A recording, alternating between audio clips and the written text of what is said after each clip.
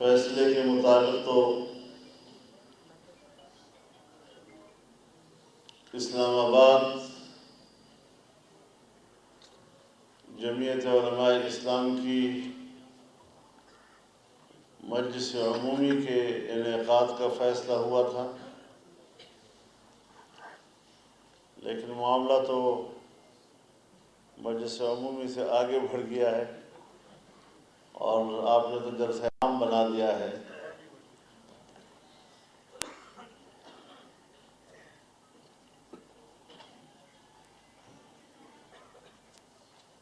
Election کے حوالے سے باتیں ہوئیں۔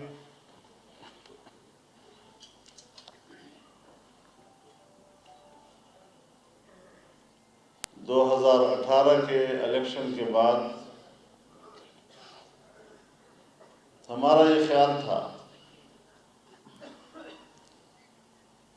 کہ 2024 کا الیکشن منصفانہ اور شفاف ہوگا،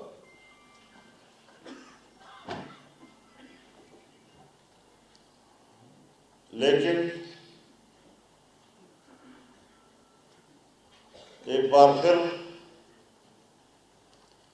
ہماری خواہش کو اور ہماری آرزو کو اور اس ملک میں آئین کی بالادستی اور جمہوریت کے فروغ کو جس طرح کچل دیا گیا ہے، مجھے اب فکر اس بات کی ہے کہ اگر ایک الیکشن کے بعد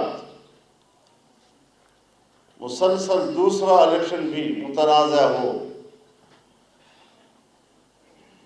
تو پھر پارلیمان کی اہمیت کیا ہوگی؟ وہ پارلیمان جس کو ہم سپریم ادارہ کہتے ہیں،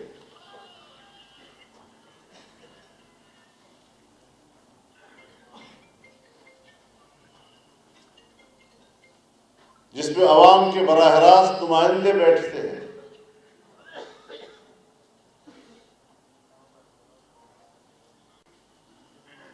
اگر اسٹیبلشمنٹ براہ راست مداخلت کر کے ایک ایک حلقے سے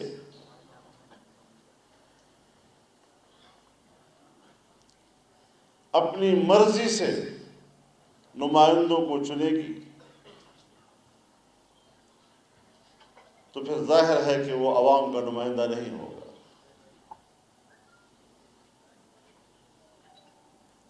ایسی پارلیمنٹ کی کیا اہمیت ہوگی جسے عوام اپنا نمائندہ نہیں تصور کریں گے؟ جو بھی وہاں بیٹھا ہوگا کہیں نہ کہیں سے کوئی انگلی اس کی طرف اٹھے گی کہ اس کو بھی تو ایجنسیوں نے پاس کیا ہے، اس کو بھی تو اداروں نے پاس کیا ہے، یہ بھی تو اداروں کا بندہ ہے۔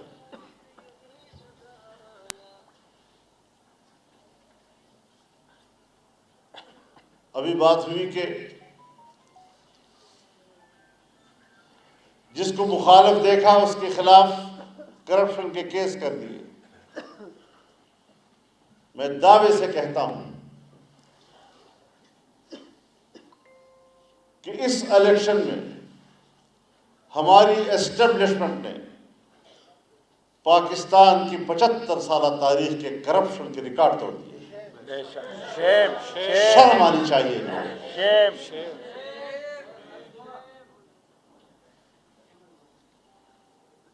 وردیاں عزت نہیں دیا کرتی، وردیوں کے اندر کردار عزت ادا کرتا ہے۔ بہت اچھا۔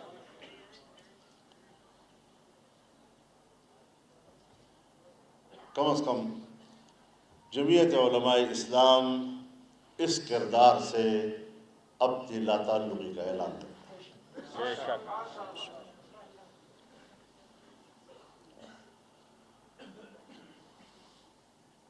اس حوالے سے ہم اپنا تفصیلی فیصلہ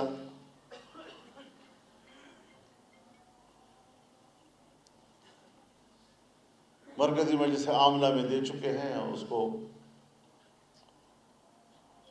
عوام تک پہنچا بھی دیا ہے۔ ہم جمہوریت کے علم بردار ہیں، ہمارے بزرگوں نے اس آئین پہ دستخط کیے ہیں، اس آئین کے بانی ہیں۔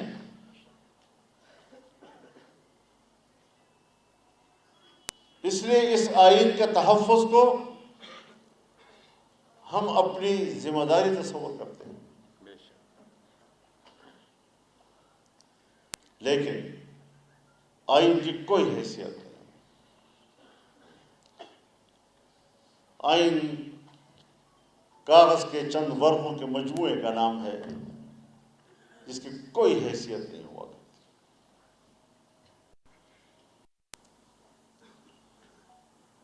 جمہوریت اپنا مقدمہ ہار رہا ہے۔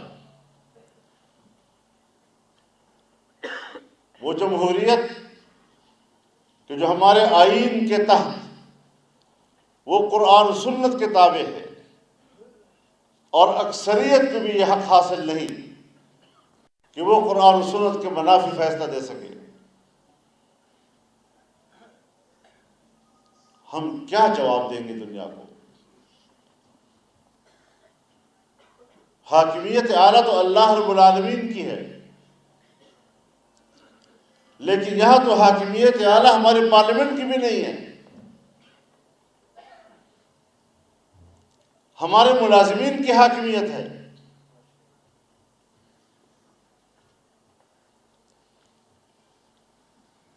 تو پھر کس طرح ہم اس نظام کے ساتھ چلیں گے؟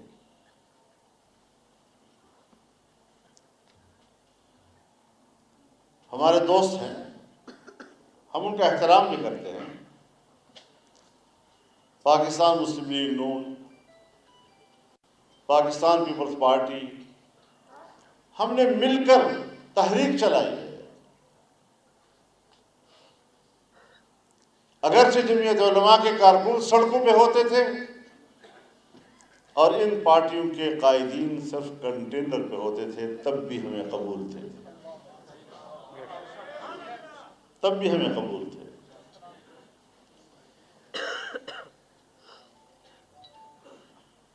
میں آج ان سے ایک مؤدبانہ سوال کرنا چاہتا ہوں کہ 2018 میں بھی آپ کا یہی مینڈیٹ تھا اور 2024 میں بھی آپ کا وہی مینڈیٹ ہے۔ کچھ سیٹیں اوپر نیچے ہو سکتی ہیں،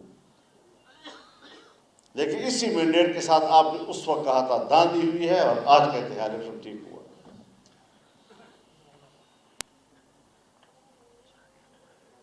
میں پاکستان تحریک انصاف سے بھی پوچھنا چاہتا ہوں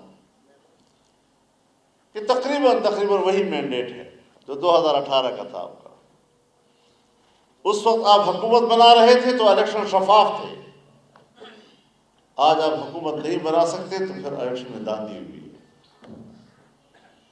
اس وقت موقف کچھ اور، اس دفعہ کا موقف کچھ اور جمعیت علماء ہے کہ اگر دھاندلی اس وقت ہوئی تو اس وقت بھی کہا کہ دھاندلی ہوئی ہے، اور اگر دھاندلی آج ہوئی ہے تو آج بھی ڈنکے کی چوٹ کہتی ہے کہ دھاندلی ہوئی ہے، اور ہم اس الیکشن کو تسلیم نہیں کرتے۔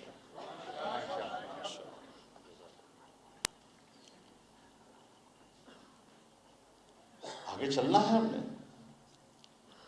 یہ ملک کسی کی جاگیر نہیں ہے۔ ہاں، جب پارلیمنٹ اہمیت کھو بیٹھی اور بظاہر ایک بنی بنائی پارلیمنٹ جو عوام کی منتخب نظر نہ آئے، اس پر تحفظات ہوں، تو پھر سوچنا تو جائز ہے نا ہمارے لیے کہ پھر ہم آئندہ کے لیے اس پارلیمنٹ کی سیاست کا حصہ بنے یا نہ بنے، پھر ہم پارلیمانی سیاست کریں یا نہ کریں۔ پارلیمنٹ میں جو میری قوت ہے، جو میرا اسٹرینتھ ہے، وہ کسی اور کے رحم و کرم پر ہے، لیکن جب میں پارلیمنٹ میں نہیں ہوں اور سڑکوں پہ آؤں گا تو انشاءاللہ اپنے مکمل اسٹرینتھ کے ساتھ آؤں گا، اس کے ساتھ مجھے کسی اور کی تائید کی ضرورت نہیں ہے، انشاءاللہ العزیز۔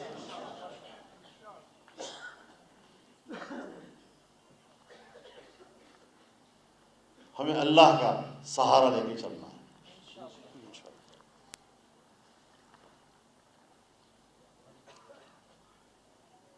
اور اسی جانب ہمیں چلنا ہے۔ حکومتیں بن جائیں گی، لیکن صرف کرسی کے لیے کرسی بانٹ، یہ کرسی تیری، یہ کرسی میری، یہ کرسی تیری، یہ کرسی میری، تو کرسی بانٹ حکومت جو ہے اس کی کوئی افادیت نہیں۔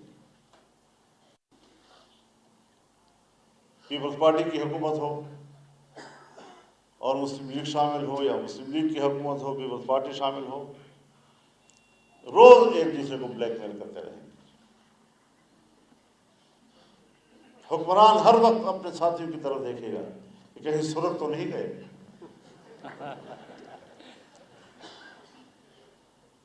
آئے روز اس کے اپنے ہی حلیف اور شریک حکومت کے مطالبات آتے رہیں گے، اور وہ پورے کر سکیں گے یا نہیں کر سکیں گے کچھ معلوم نہیں۔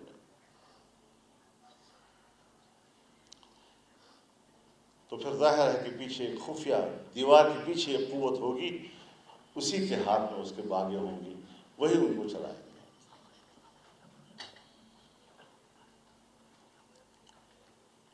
تو اس حوالے سے ہم پھونک پھونک کے آگے جا رہے ہیں۔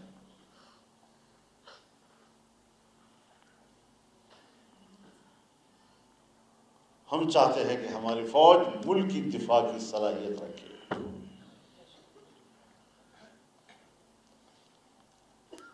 بیرون دشمن تو دور کی بات، ہم تو 20 سال سے ملک کے اندر کی دہشت گردی کے خلاف ان کی جنگ کو دیکھ رہے ہیں۔ دہشت گردی بڑھ رہی ہے اور ان کی جنگ ختم نہیں۔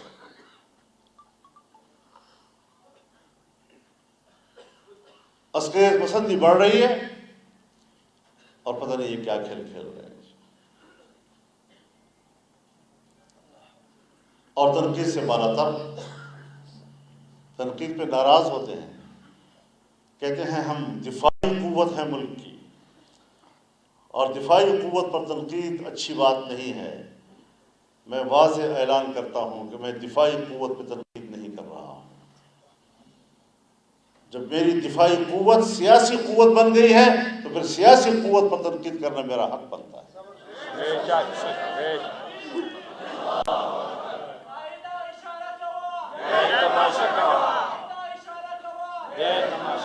وہ دفاعی قوت رہیں گے سر کا تاج، آنکھوں کی پلکیں، آنکھوں کی پلکیں کبھی آنکھوں پہ بوجھ نہیں ہوا کرتی، بے شک۔ لیکن اگر پلکوں کا ایک بال بھی اپنے حدود سے آنکھ کے اندر گرتا ہے، بلکہ باہر سے دفاع کرتی ہے، باہر کی کوئی چیز مصیبت جو ہے آنکھ کی طرف نہ آئے، لیکن اگر پلکوں کا ایک بال آنکھ کے اندر خود چلا جائے تو پھر وہ گلہ کرتی ہے، آنسو بہاتی ہے۔ اگر آنسو بہا کے بھی وہ نہ نکلے تو پھر اس کو نکالنا پڑتا ہے۔ بے شک۔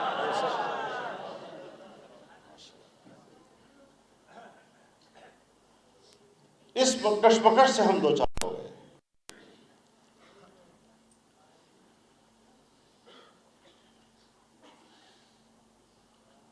یا کسی پارٹی کا ہم کوئی کمپین دیکھ ہی نہیں رہے، اور اگر ہمارے خلاف کوئی کمپین چلا رہا ہے تو ان کی سیکورٹی فورسز ان کے ساتھ ہیں، پورے پروٹوکول کے ساتھ، اور ہم ہیں جلسے میں مت جاؤ تمہارے پیچھے خود کش لگے ہوئے ہیں، جلسے میں مت جاؤ تمہارے پیچھے خود کش لگے ہوئے ہیں، جلسے میں مت جاؤ تمہارے پیچھے خود کش لگے ہوئے ہیں، تاکہ ہم عوام سے رابطہ نہ کر سکیں۔ اور آپ جانتے ہیں کہ الیکشن سے پہلے میں چیختا رہا ہوں کہ ہم الیکشن کی مہم نہیں چلا سکتے، ہم اپنے حلقے کے عوام سے ملنے کے قابل نہیں ہیں وہاں کی صورتحال۔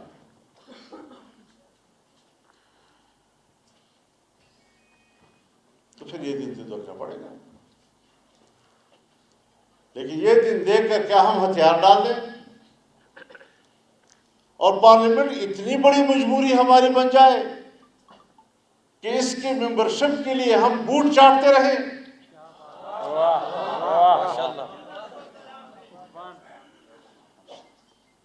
للکار ہے قائد جمعیت تیری بصیرت کو. میرے کانوں کو نقصان پہنچو.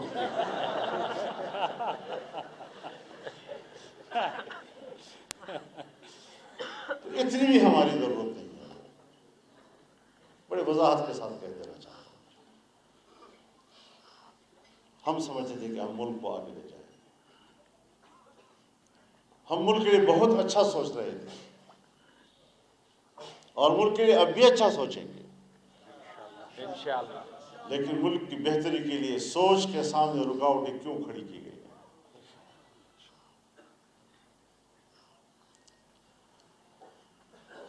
اور میں انشاءاللہ دوسرے صوبوں میں بھی جاؤں گا.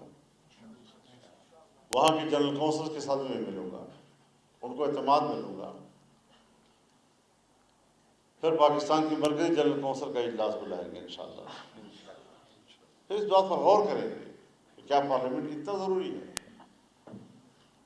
کہ ہم رسوا ہو کر بھی اس میں بیٹھیں, ہم رشوتیں دے کر بھی اس میں بیٹھیں, ہم دھاندلیوں کے ذریعے جیت کر بھی اس میں بیٹھیں. اتنی ضروری ہے وہ.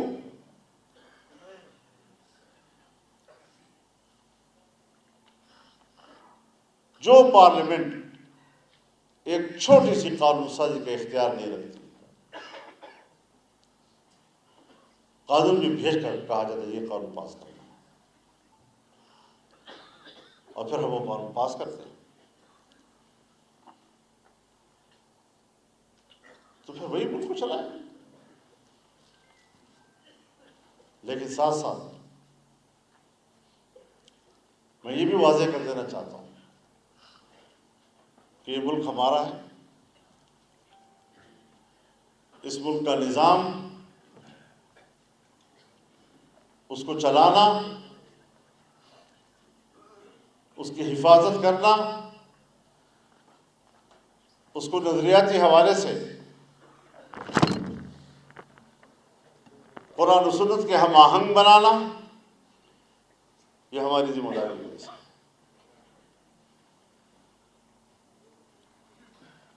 اس وقت جب میں آپ سے مخاطب ہو رہا ہوں تو حال ہی میں سپریم کورٹ کا ایک فیصلہ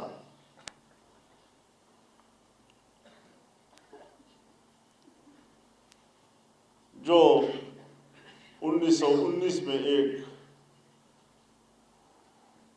جرم اور پھر اس کے بعد اس کے خلاف ایک FIR درج ہونے کے بعد آج سنایا ہے. مسئلہ یہ نہیں ہے کہ جرم 1919 میں ہوا اور قانون 2021 میں بنا یا 22 میں بنا تو پھر اس وقت یہ قانون نہیں تھا. مسئلہ یہ نہیں ہے جس طرح پروپیگیٹ کیا جا رہا ہے, میڈیا کے ذریعے پروپیگیٹ کیا جا رہا ہے. اس کے جو مندرجات ہیں ان کو ذرا پڑھیں کہ اس میں کس طریقے سے قرآن کی تحریف کا راستہ بنایا گیا ہے.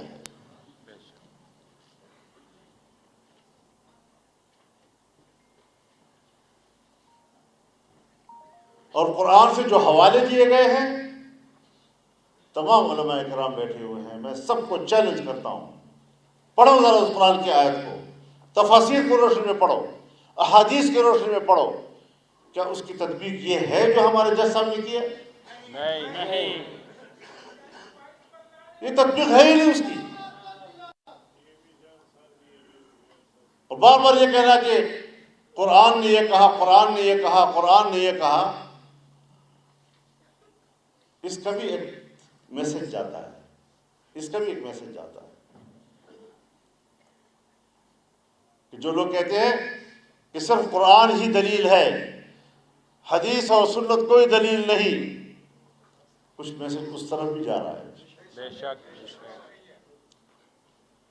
یہ فتنے بھی تو ہمارے ہاں ہیں نا. جی ہاں.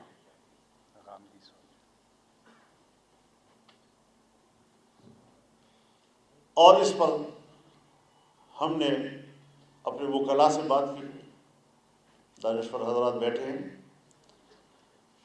ہم انشاءاللہ ریویو میں جائیں گے اور جمعیت علماء اسلام فریق بن کر جائیں گے انشاءاللہ۔ وکلاء حضرات ہماری رہنمائی کریں گے۔ اجازت ہے بھائی، اجازت کس بات کی ہے؟ اگر عیسائی ہے اور عیسائی اپنے گرجوں میں یا اپنے اسکول میں اپنے ہی لوگوں کو تعلیم دیتا ہے، کس نے پابندی لگائی اس کے اوپر؟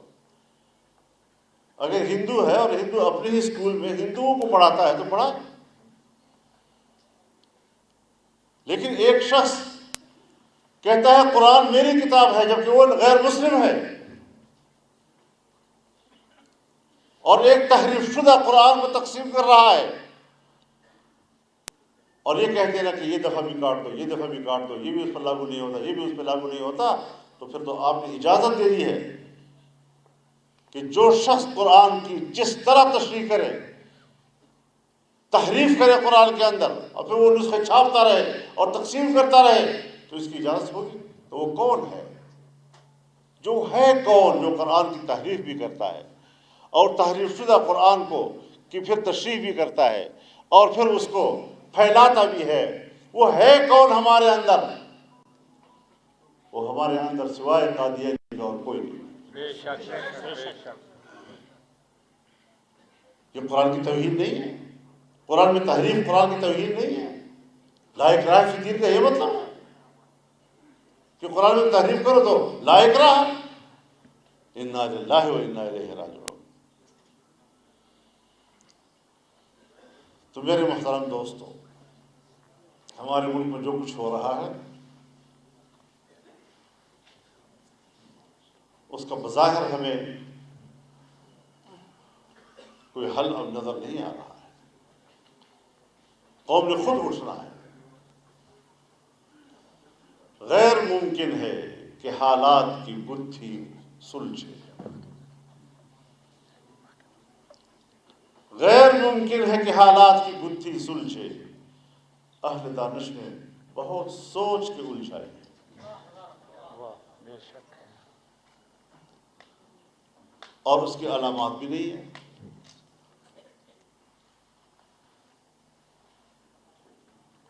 مارتے بھی ہیں، کہتے ہیں ہمیں تو پتہ نہیں،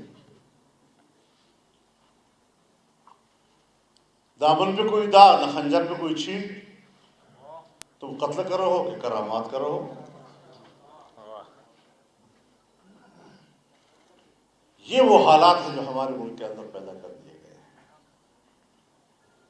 لیکن سب کچھ سمجھ آتا ہے۔ 42 سال اس دشت میں نے گزارے ہیں،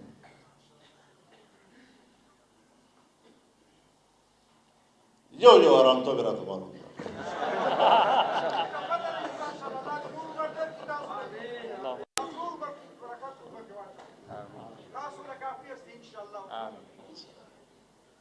تو ہم نے اپنے اکابر کی تاریخ کو بھی پڑھا ہے، اور اگر اکابر کی تاریخ گزر گئی ہے اور آپ کو بھول گئی ہے تو ابھی گزشتہ 20 سالوں کا بھی مطالعہ کر لیں جو آپ کے سامنے گزرے ہیں، آپ کی زندگی بھی گزرے ہیں۔ گوانٹانامو بے کی تاریخ، شبرغان جیل کی تاریخ، بڑگرام کے عقوبت خانوں کی تاریخ، یہاں بھی تو استقامت دکھائی گئی ہے، اور آج وفات ہے یا نہیں؟ تو پھر اپنی تاریخ کو بھی اور اپنے حال کو بھی سامنے رکھیں اور بجرت اور انشاءاللہ شوق شہادت کے ساتھ میدان میں اتریں گے۔ یہ ملک ہم نے غلامی کے لیے نہیں حاصل کیا، یہ آزاد قوم بننے کے لیے حاصل کیا ہے، اور انشاءاللہ غلام بن کر نہیں جئیں گے، بلکہ اگر ہمیں غلامی کے ساتھ زندہ رہنا ہے تو جائے بھاڑ میں میری 300 سال کی عمر، اور اگر آزادی کا ایک لمحہ مجھے ملتا ہے تو 300 سال سے بھی زیادہ بھاری ہے اور قیمتی ہے۔ ماشاءاللہ۔ اللہ تعالیٰ ہماری مدد فرمائے۔ وآخر دعوانا